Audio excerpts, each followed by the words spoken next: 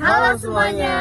Perkenalkan kami dari kelompok 3. Di sini kami akan mempresentasikan materi tentang etika dalam Komunikasi bisnis. Halo, aku Lumhayati Nur Hasana dengan NPM 6076. Halo, aku Anifari Fasya, NPM 6060. Halo, perkenalkan aku Raisi Larikin dengan NPM 6061. Halo, perkenalkan aku Brian Leonardin dengan NPM 6058.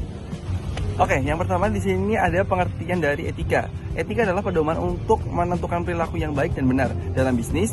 Etika penting untuk membangun kepercayaan, trust, dan mencegah tindakan yang merugikan orang lain. Dan pendekatan sendiri di sini ada 3 jenis pendekatan menurut Bartens, pendekatan etika.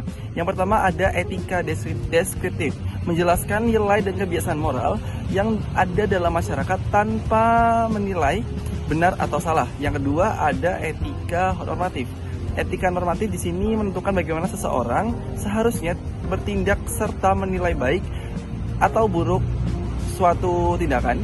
Dan yang terakhir ada metaetika, yaitu membahas makna dari konsep moral seperti baik, adil, dan juga benar. Di sini juga ada 5 jenis dalam pendekatan etika dalam bisnis, yaitu ada yang pertama utilitarian approach, yang berarti memilih tindakan yang memberi manfaat besar bagi banyak orang. Yang kedua rights approach, atau yang bisa kita jabarkan seperti menghormati dan melindungi hak setiap individu yang ada. Yang ketiga ada justice approach, memperlakukan semua orang dengan sama atau setara dengan adil juga. Yang keempat ada common good approach, mengutamakan kepentingan dalam dan kesejahteraan bersama. Dan yang terakhir ada virtue approach. Di sini menekankan karakter baik seperti kejujuran, tanggung jawab, dan juga integritas. Untuk kesimpulan pada pengertian etika adalah pedoman perilaku yang membantu seseorang mengambil keputusan yang benar dalam bisnis. Etika berperan penting dalam membangun sebuah kepercayaan, profesionalisme, dan hubungan yang baik dengan semua pihak yang ada. Menurut Mary Ellen, terdapat 6 dimensi utama dalam profesionalisme. Yang pertama ada sikap hormat, yaitu tepat waktu, berbahasa jelas, bersedia meminta maaf, dan menjadi pendengar yang aktif.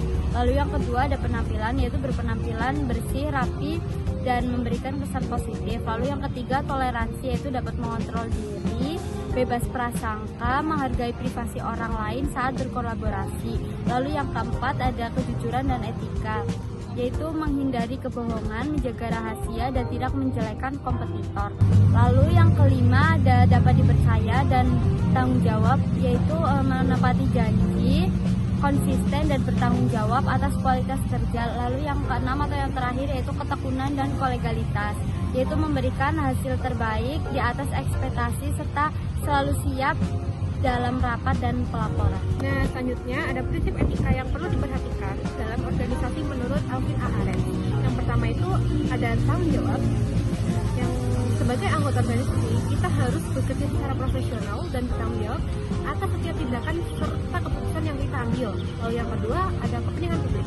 Nah, dalam bekerja kita harus mengutamakan kepentingan masyarakat dan memberikan layanan yang terbaik dan penuh komitmen. Yang ketiga ada integritas. Integritas itu berarti bersikap jujur, konsisten, dan dapat dipercaya dalam menjalankan tugas serta tanggung jawab.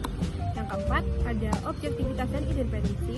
Kita harus bersikap objektif, tidak memihak, dan bebas dari konflik kepentingan agar keputusan yang diambil itu tetap adil. Yang kelima ada menjaga standar etika profesi. Setiap anggota organisasi wajib mematuhi kode etik, terus meningkatkan kemampuan dan memberikan pelayanan yang berkualitas. Lalu yang terakhir itu yang keenam, cukupan dan sifat layanan. Pelayanan yang diberikan harus sesuai dengan aturan, kompetensi yang dimiliki, serta kebutuhan pihak yang dilayani. Yang selanjutnya ada etika pemasaran dan perlindungan konsumen. Nah, bagi para pelaku pemasaran, mereka diharuskan untuk mempraktikkan perilaku etis karena beberapa alasan. Yang pertama, mengembalikan kepercayaan publik yang menurun dalam pemasaran. Seringkali kita mendengar adanya label paket palsu, klaim palsu dalam iklan, harga palsu, pelanggaran merek dagang dari produk-produk terkenal, dan sebagainya. Yang kedua, menghindari peningkatan jumlah regulasi pemerintah.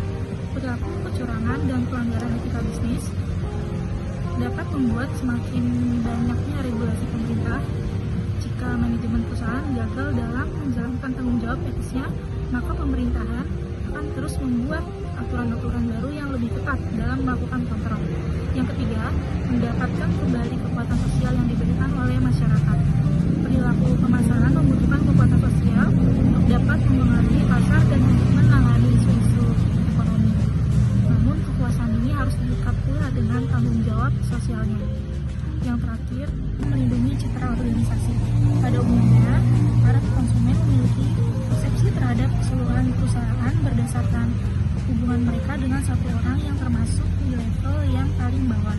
Untuk itu, tenaga penjualan harus mempresentasikan fungsi pemasaran. Para pelaku pemasaran sendiri memegang teguh kode etik perusahaan agar tidak melakukan kecurangan yang berpotensi merusak citra perusahaan. Baik, sekian dari pemaparan materi tentang etika dalam komunikasi kelompok 3. Terima kasih semuanya. Bye-bye.